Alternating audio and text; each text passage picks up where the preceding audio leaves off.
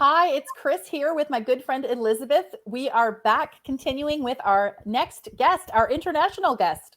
Yes, Dr. David Fraser from Scotland. Hey, let's just hold up the books. You got to hold up the books right off the bat. We were overexcited before. Let's go. Let's just get Hey, I'm being prompted to do this. And hi, everyone. Yeah, here are the books. You can't. I think you're not allowed to join unless you've got books. Maybe is that right? No, that wasn't a prerequisite. But we are celebrating success at this summit, and so you are successful in many ways, and we're going to get into a conversation about that. But certainly, the books matter. So thank you for really just complying with us. We're two bossy women, but bossy friendly is how I like to qualify that's us. Okay. That's all right. Yeah, I know. I know to do what I'm told. Don't you worry. Well trained. I'm on the controls here, so we just started broadcasting live to LinkedIn. So if you see me kind of looking in different directions, I'm doing the control work behind the summit. So David, welcome. I'm so glad that you're here with us. We've known each other for a long time, back to that first book, Relationship Mastery.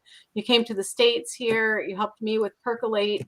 We did a lovely interview for Fox News with your book and so forth. And I just remember that interview going on and on because I couldn't see peripherally that they were telling me to cut. I don't know if you remember that. That was so. That was just. That was a pretty funny interview, but it was a great interview because that book, it's about success for relationships. It's one of the first books that I've seen of that kind back then because it just ties in relationships and business and success. Do you want to explain that just a little bit more? Yeah, well, one of the things that I learned, and I think it's the importance of this is underestimated, but in the workplace particularly, well, at home too, but in the workplace, doing well with the person in front of you is really what it all comes down to, and it's much more difficult than we often appreciate. And for me, it was a puzzle. And I kind of consider myself fortunate that I kind of learned a way to do it. I was taught more of a way to do it and thought this, I could do to be out there a bit more. So I wrote a book. And then, of course, as you were saying earlier, actually, once you've written a book, what happens then? Well, you need to do something else. And so I talked about it and people said, David, you're really talking about leadership. And I kind of went, oh, right. Okay. I suppose that's right. So, and then I wrote another book on leadership and blah, blah. Here we are, so. Yeah, you're so humble. They're really good books, and they're really, if you take a look at your books, I was surprised at just how easy to read they are because they're complicated topics. Like you're talking about NLP, which is neuro linguistic programming and things like that. Do you want to go there? Well, yeah, I suppose. I mean, I found that very helpful. It got me learning the sort of neuro-linguistic programming side of things, which I usually just refer to as practical psychology. It's like, we're born, we grow up, but we're never actually given a manual. Not really, and NLP for me is kind of the manual, to understand ourselves and to work with that. And I found that really, really helpful. And it was actually quite liberating, talking about relationships. I mean, one of the things that was a challenge for me, I got in a bit of a mess in my personal life, and it was really NLP that helped me sort that out. So, yeah, so that is big for me. But I also, the work that I do nowadays is mainly with organizations and, understanding complexity and, helping people with that. It's really what I do now. That's what it's evolved into. Mm-hmm. And we for sure live in complex times. I think we will all agree. So, and we can go there if you like, but I think we will a little bit. It is complex times. And I mean, the within that, here we are at our global summit. Our topic is success. So within complex times, within everything you do, what does success mean to you? Yeah, well, I was thinking about this earlier. I like Earl Nightingale's thing, success is the progressive realization of a worthy goal. And I actually think, that's pretty much it. But you could say also the progressive realization of a good state, of being, if you like. But actually, I was also thinking about, and this is a Brit reference. So Winston Churchill said, success is the ability to proceed from failure to failure with no loss of enthusiasm. And actually, it's quite sardonic, as was his way. But, actually, it's quite helpful that, it's about resilience. He's talking about resilience, really. And so for me, that's part of success as well. There's work and there's business, there's personal life, leisure time, all these different areas, I think. Those would be the main ones for me. I suppose I would say realistically, I'm the only breadwinner in our household. So it's quite a big bag to carry. My wife is a big bag to carry as well. We might come to that later, but it's a different one. And just succeeding with work and business, that's quite a big deal. And that often is my main focus, thinking about that a lot. Yeah. Well, how do you know when you're succeeding? Like, yeah. Whenever you're like, oh, good. Yeah. For me, it's a feeling. It's a feeling that I'm doing what I'm meant to be doing, or that all of my life to date was a preparation for the present moment.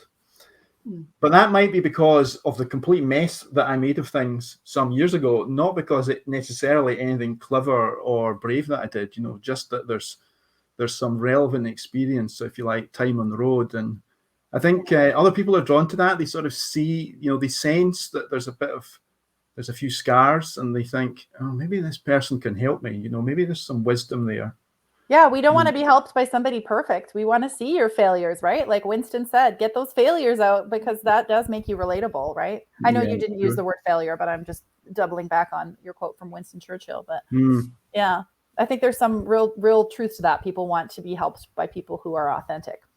And so how do you suggest our audience find success themselves? What do you advise to someone if they're looking for success?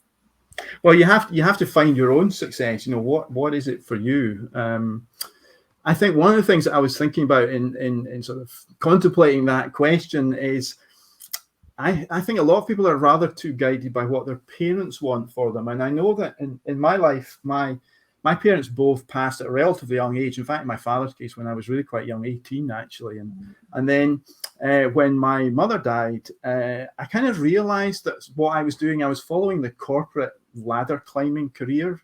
And I kind of realized I was sort of doing it for her to some extent. Now, it wasn't that she pushed me into that, not at all, but I kind of did it out of sense of expectation or something. And then when it wasn't there anymore, I kind of realized, this corporate ladder climbing career is kind of pointless, maybe. And it was about then that I set up in business on my own and started doing my own thing, and really finding within myself, what the path should be. And I think for everyone, you can study success in other people, and that's a great thing to do. But eventually, you need to find your own. You need to find your own path, really. I know Viktor Frankl said, "We don't invent our missions in life; we discover them." There's something to be discovered rather than created or designed. I think that's probably right. Really, who knows where that comes from exactly? But anyway. Yeah. Do you want to talk about your personal life a little bit? Can you? Well, what would you like to ask me? Ask me a question, Elizabeth. Go on. Exactly. No, just tell us about your kids. Tell us about how old your kids are now. Tell us about your just your personal life a little bit. Yeah. Well, actually, we had we had 3 under 3. So they are currently. I'm glad I had a moment to think about this. The tricky questions. Elizabeth asked me how old my children are. It's like, Don't worry, we won't ask about birthdays. Yeah, we're in the time of year where right now they are 19, 18, and 17. Yeah. Just for another month. Pardon? That flew by. Our kids share the same birthday. Yeah, indeed. Not all of them. One of them. One of them. One each. Yeah. Yeah, they're all the same. Yeah. So they share a birthday, indeed. Yeah. So one of our youngest has quite severe autism, actually, which is a very big feature, and probably, I think, to be perfectly frank, quite easily the biggest challenge in our lives is dealing with that, way ahead of anything to do with work or business or whatever. And the other two, it's interesting maybe to note, the other two are great with him, but they've just both gone off to university. And so, there's a lot of change at the moment. And it's interesting that they are great with him, but they have their own lives to lead. And we're very, keen that they must find their own lives as well. And actually, it's quite conflicting for them, because they feel conflicted between helping care for their brother and also finding their own path. And so they're in the process of figuring out what their success is going to be as well. So there's lots of things going on there. Yeah, and so what the bag that my wife carries really is most of the caring for our son, which is a big deal, you know. And there's lots of support out there, but you have to do a lot of work to make the most, or even to, you know, interact with the support that's available. And it's a full-time job, you know. It's a full-time job receiving the help that the state kind of aims to give you. So yeah, I'm sure there's a lot of paperwork and stuff too. It's like that here anyways, when you're applying for assistance and getting things. It's a full-time job. It really is, just the applications and everything. So are your kids in university locally, or are they a bit further away? No, they're both in Glasgow, actually. Yeah. So my son, our middle one son, has just started studying medicine, and he had a choice of Glasgow or Aberdeen. And Aberdeen's quite away, actually. It's about 3 or 4 hours away driving for us. And so he decided, though, that Glasgow, he was going to go for Glasgow for various good reasons, but it was the best compromise. So he's getting the kind of away from home experience, but he's close enough that he can be with his brother when he wants to be. And to be honest, his kind of attitude with his brother is inspirational. You know, it's one of the most inspiring things in my life is seeing my middle son with the youngest one, you know, because his attitude is his little brother's got autism, but he's going to make him the best little brother he can possibly make him. Oh, so what are some of the things he does with him that make that relationship so special? Well, a few years ago, that we all do cycling. We're keen on bikes and cycling and things like that. And a few years ago, I decided, well, let's try getting a tandem, you know, for two, because Douglas, our son with autism, he can go a bike, but you can't trust him on a road with other vehicles. It's not safe. So we got a tandem. Didn't really know how that was going to go. But let me put it this way: we now have 3 tandems, and Kenneth, our middle son, and Douglas, they do big expeditions on the tandem. And I think the furthest they've gone in a day is about 100 miles. Wow, that is some serious biking. I could see dad taking the back seat and maybe taking a break on pedaling. No, I'm afraid I am now completely left behind. Oh. Yeah, I'm totally unable to. They're now going up hills as well, and they do overnight camping trips in the hills and things like that, 2 of them. When Kenneth first took Douglas out on the tandem, he was 16, and Douglas, I think, would have been 14 or 15. So 16-year-old in charge of his brother on a tandem, 100-mile trip. And we were, you know, sort of. Did you sleep? Pardon? Did you sleep? Well, yeah. Well, of course, they're during the day, but yes, you can. Yeah. Well, of course, you worry about it, but on the other hand, you've got to live. You've got to live. You know. Yeah. So anyway, that's quite inspirational, and you kind of. So anyway, we enjoy that. So. So how do you balance everything out? Like, what success look like to you on a day in and day out basis? Well, I was delivering for clients. I mean, in our family system, if you like, and I think sometimes you have to talk about the family system. I'm the, if you like, the customer facing bit of the family system, if you put it that way. And so for me, most of my life is meeting client expectations, you know, securing new work and delivering something good for them. And my wife is very involved with that. Actually, she's almost like the commercial director of the business, but the only thing that she does, but we discuss all the judgment calls about, you know, what the value of the tender should be, or, you know, you know what I mean? The commercial judgment calls about what to do. And that's really great. And I really value that.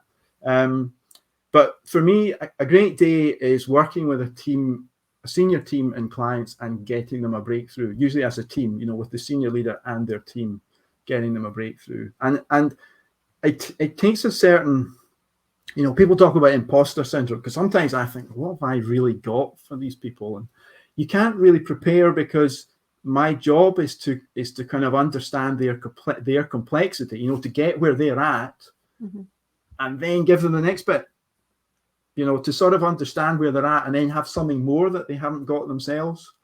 But you can't know in advance what that piece is going to be. So that success for me is delivering that, if you like. And of course, it takes continual learning to sort of sustain that. And I enjoy that, though. The good thing is I like, you know, keeping up to date, keeping learning, and so on, all of that kind of thing. So that's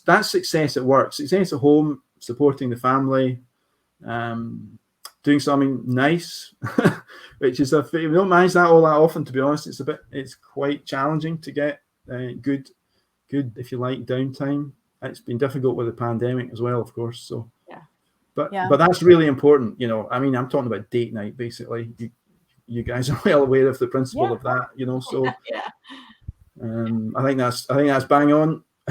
Yeah, and I mean, so I get what you're saying when you don't always have all the pieces of the puzzle, but you're going to a company, say, or a senior team with experience and listening, and through all of that, you can ascertain or figure out some of the problem solving things. But on a day-to-day basis, are there any techniques or things that you use to sort of habits maybe that are important that you rely on, or that you would recommend for people to? Sure. You can't always prepare for everything, but what can you be doing? Yeah, this is going to sound like really the same as what everybody else says, but have a to-do list, you know, to write down every day what you're going. One thing that I've done since I first started work is keep a timesheet, if you like. What did I spend my time on yesterday? And I've done that every day for a long time, probably nearly 40 years, I think. And pretty much every day I've done that for 40 years. And there's no doubt, you know, when you look at, you know, and when you run your own business, I think you know, it's like you're looking over your own shoulder saying, well, if I was employing me, would I pay myself?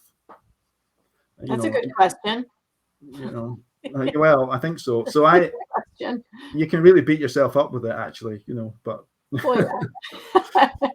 So if you were to look back at your timesheets, would you make adjustments to how you spend your time? Well, I'm really looking at how well, one of the things, and I know you'll see this as well, you know, if you're delivering for clients, there's a risk, and if you're very busy with that, there's a risk that you're not spending enough time working on your business and developing something for the future, whether that might be other people to work with or something that's a little more product based, you know, because you know, and this is what I'm working at the moment, you know, is condensing my, if you like, leadership and relationship expertise into something that's always on, you know, that people can access all the time. And I've done a certain amount of that. I have a thing called the Leadership Mastery Club, which is a web-based, it's videos of me talking about various different things and you know, my thoughts on things that people that I work with can access when I'm not at hand to help them. And this seems to be valued, but making enough time to do that is a challenge. So right now I really should be making, you know, producing more content for that, but just at the moment I haven't got time. So, you know, time is always a challenge. I hear you on that one. And so speaking of challenges, what are some other significant challenges you've had to overcome? I know you've talked about your son, and you just talked about time. Your time is split all over the place. Do you have other challenges, or what would you say are some of the hurdles that you face? I think those are the big ones, really. Yeah, the thing with our son, there's no doubt that's a tough one. I mean, I suppose a challenge, and let me come at that a certain way, it's about state management, really. So I find if I have a demanding day work-wise, and then I go home and then there's a meltdown over dinner, then that's really, really hard, you know. And it's like, so the challenge is the state management of that, to say, right, take a deep breath, count to not so much 10 as 100 or 1,000, you know, and just sort of handle it. And that's for me, at least, that's I have to work at that. You know, you know, you get keyed up, but just to kind of be all the things you can do to ground yourself, you know, are really, really important, I would say. Peace. Yeah. Back to leadership. What are some of the things that you can do personally? And I'm going to throw in the word compliance in there too, like personal compliance, because I love compliance. We know that, to fuel your own success. Yeah, I suppose I know. I would say that, you know, say, how do you know when you're doing a good job? I would say I just know. I just know when I've done. Now, when I say a good job, it's more a question. I think the right question is, have I done the best that I could do? That's a slightly different question. And so if I think, well, I did the best I could with that, then I'm content at that point. If it wasn't good enough for the situation, well, hey, that's cool. Actually, it's like, did I fulfill my potential in the moment, kind of thing. And I also, yes, look for feedback. How do other people think it went? But I will also ignore that as well, because I think yes, you need to learn, and you also need to look after your own state. I think it's a very out there thing doing this kind of thing, and sometimes you don't need the feedback, if you know what I mean. It's actually more important to protect your state about it. So I'm quite careful about that, actually. Yeah, it can be exhausting having feedback and listening to what others say. It can be exhausting, even good and bad, just constantly getting information coming to you. So the ability to kind of shut that down, that's a skill I think that is very valuable. Yeah. When you're looking at like approaching a big goal or a big project or something like that, something that is difficult. So how do you prepare yourself for something like that? What do you advise? Well, I think one bit of that is having a vision for the end result, visualizing the end result. And I actually find myself, or regard myself as, really quite practiced at that in sort of practical things, like doing up some bit of a house or a garden or something like that. And I try to, but it's maybe simpler, and I try to apply the same sort of principles to work-related things or other kind of goals. But visualizing the end result is really important. And you can talk about vision in a more general way, actually, but it's not directly an answer to your question at the moment. And then having got clear about what the vision is then just to do the next bit, just the next bit. And I have something very specific that I say to myself in these situations. If it's something endless, it's going to take weeks maybe to do the thing. I say to myself, something very specific. I say to myself, when I've done a little bit of it, I say that's one thing less to do tomorrow. One thing less to do tomorrow. And that might sound really simple, but actually it's like key. And it's like I like Taoism things. I've been very influenced. I was actually in the relationship things. I was very influenced by a particular teacher, and I didn't understand at the time, but he was channeling Taoism actually. And later I thought, actually, this is quite smart, really. Yeah. Anyway, bit of the Tao is every journey of 1,000 miles begins with a single step. Yeah. And if you think about it, like hiking up a mountain, you start off going up a mountain, you put one foot in front of the other, and you think this little process will never take us to the top of the mountain. And yet it does. And we are huge, like we love celebrating those small steps and celebrating little things along the way. I think we need more of that, and that all of those little steps are mini achievements within the way. So I like what you said. That's one less thing to do tomorrow, but it's also like, celebrate that got done today. Yeah. So that's important. And it almost doesn't matter how small the step is, because if you keep doing them, you eventually get there. Mm-hmm. Yeah. As long as you keep taking the steps. Indeed. Indeed. Keep taking the medicine. Indeed, yes. All right, I need you to hold your books up one more time. All right, okay. Just because I have fun with people holding up their books. I don't know. All right, here we are. But the Relationship Mastery and the Mastery of Leadership, and they're both available on Amazon and wherever books are sold. David, what's your website too?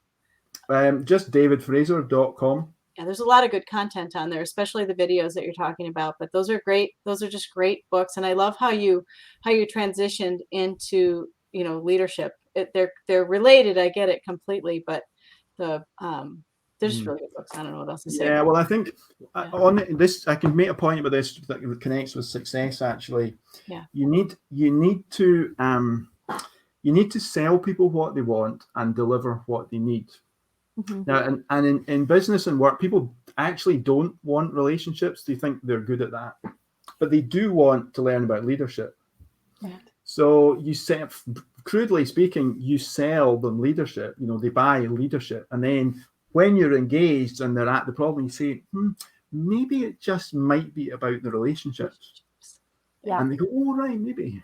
And then, on you go from there, really. But I kind of learned that the hard way. That's why I have 2 books. I should connect you with Dr. Evan Meisner. I have to remember to do that because he's the father of modern networking, and just he's all about relationships and how you treat people. We did a blog together about how when you go sometimes on LinkedIn and you connect with somebody and then they instantly try to sell you something and then the messenger behind that. We did a great blog, a funny blog on that. Like, where's this coming from? We don't even know you. There's no relationship built.